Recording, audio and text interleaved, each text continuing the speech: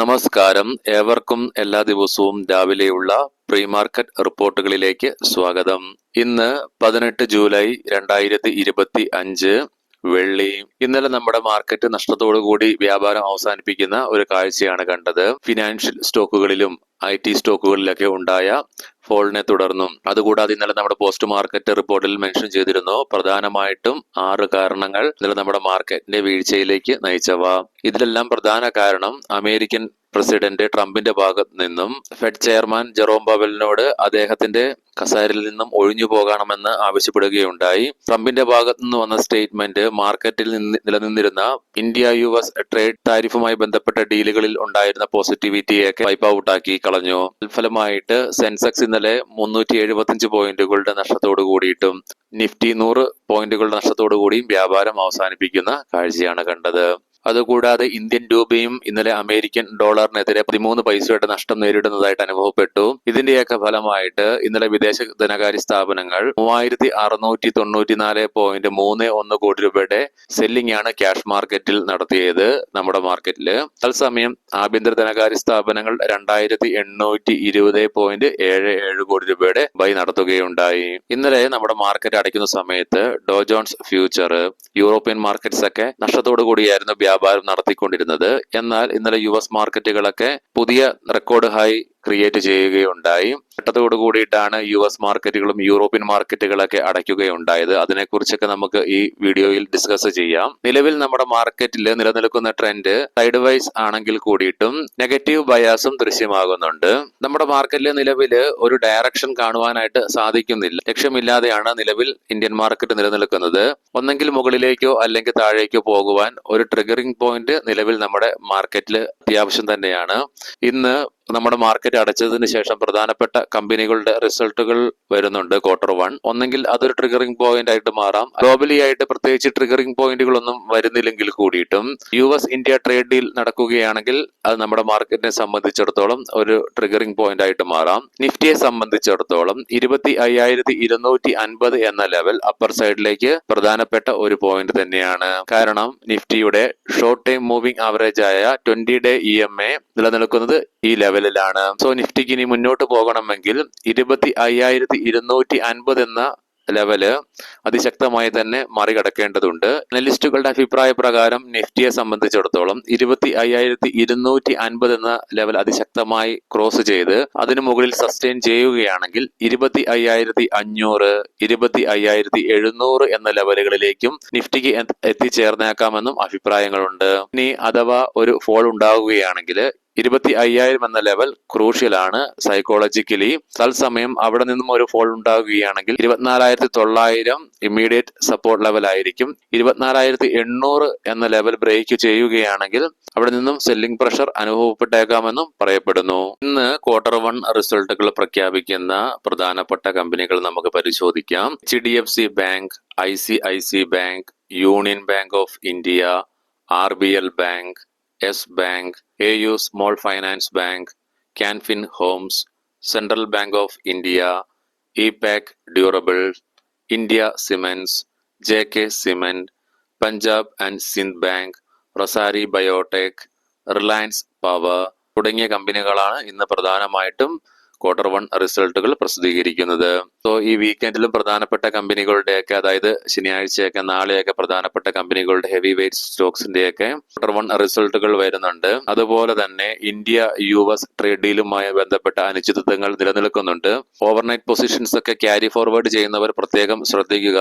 Leading ആയ Indian ADR സ്റ്റോക്സിൽ ICICI ബാങ്കും ഇൻഫോസിസ് ADRും ഒഴികെ ബാക്കി എല്ലാ ADR സ്റ്റോക്സും നേട്ടത്തോടുകൂടി തന്നെയാണ് അമേരിക്കയിൽ വ്യാപാരം അവസാനിപ്പിക്കുക ഉണ്ടായത്. കൂട്ടത്തിൽ വിപ്രോ ADR ആണ് ഏറ്റവും കൂടുതൽ നേട്ടം കൈവരിക്കുകയുണ്ടായത്, 3.38.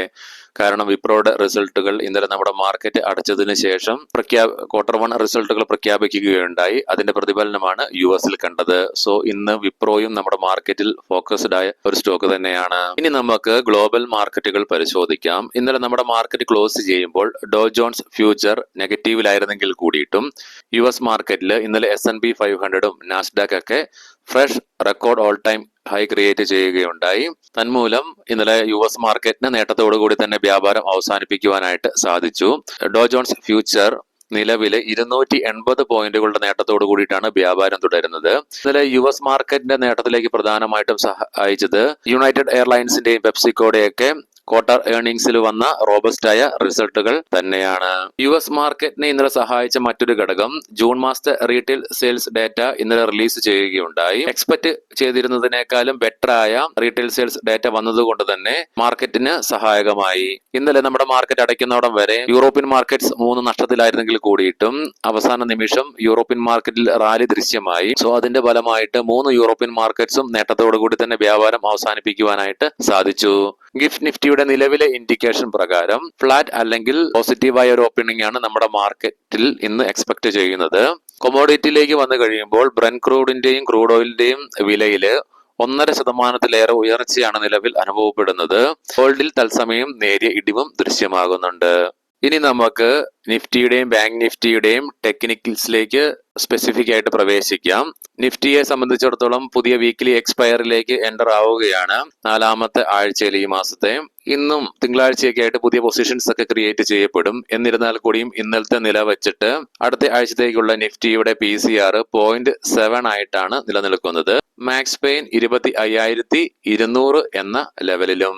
വിക്സ് ലോ ആയതുകൊണ്ട് തന്നെ പ്രീമിയംസ് ഒക്കെ അൾട്രാ ലോ ആണ്. നിഫ്റ്റിയില് ഡെയിലി ചാർട്ട്സിൽ ഇന്നലത്തെ ഫോളോയോട് കൂടിയിട്ട് long bearish candle stick pattern ആണ് ദൃശ്യമാകുന്നത്.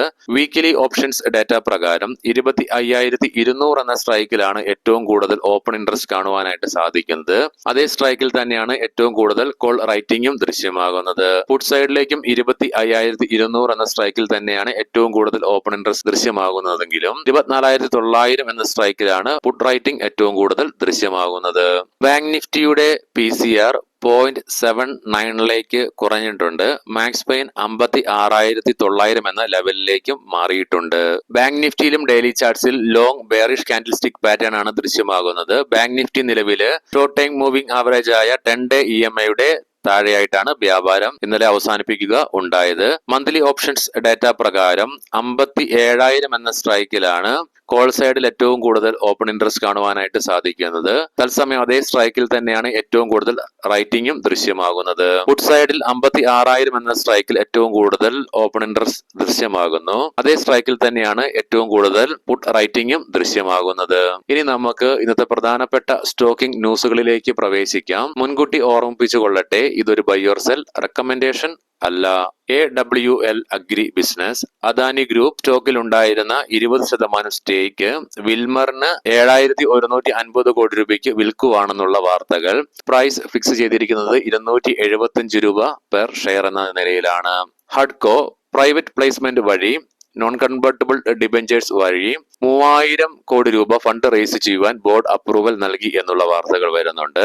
ആക്സിസ് ബാങ്ക് Q1 റിസൾട്ടിൽ കമ്പനിയുടെ നെറ്റ് പ്രോഫിറ്റ് 4% ഇടിവ് രേഖപ്പെടുത്തിക്കൊണ്ട് 6,034.64 കോടി രൂപയിൽ നിന്നും 5,806.14 കോടി രൂപയിലേക്ക് ഇടിയുകയുണ്ടായി. നെറ്റ് ഇൻട്രസ്റ്റ് ഇൻകം 0.8% ഉയർച്ചയാണ് രേഖപ്പെടുത്തിയത്. വിപ്രോ എസ്റ്റിമേറ്റ്സിനെയൊക്കെ ബീറ്റ് ചെയ്തുകൊണ്ട് Q1 നെറ്റ് പ്രോഫിറ്റ് 11% ഉയർച്ച രേഖപ്പെടുത്തിക്കൊണ്ട് 3,330 കോടി രൂപ റിപ്പോർട്ട് ചെയ്യുകയുണ്ടായി. ക്ലീൻ സയൻസ് കമ്പനിയുടെ നെറ്റ് പ്രോഫിറ്റ് 6% ഉയർച്ച രേഖപ്പെടുത്തിക്കൊണ്ട് 70 കോടി രൂപയിലേക്ക് ഉയർന്നു. 361 വാം കമ്പനിയുടെ നെറ്റ് പ്രോഫിറ്റ് 18% ഉയർന്ന് 287 കോടി രൂപ റിപ്പോർട്ട് ചെയ്യുകയുണ്ടായി. L&T മൈൻട്രി കമ്പനിയുടെ നെറ്റ് പ്രോഫിറ്റ് 11% ഉയർന്നുകൊണ്ട് 1,254 കോടി രൂപ റിപ്പോർട്ട് ചെയ്യുകയുണ്ടായി. റവന്യൂ 8% നേട്ടം കൈവരിച്ചുകൊണ്ട് 9,840 കോടി രൂപയും റിപ്പോർട്ട് ചെയ്യുകയുണ്ടായി. ഏവർക്കും നല്ല ഒരു ട്രേഡിംഗ് ദിനം ആശംസിക്കുന്നു. വൈകുന്നേരം പോസ്റ്റ് മാർക്കറ്റ് റിപ്പോർട്ടുമായിട്ട് കണ്ടുമുട്ടാം. നന്ദി, നമസ്കാരം.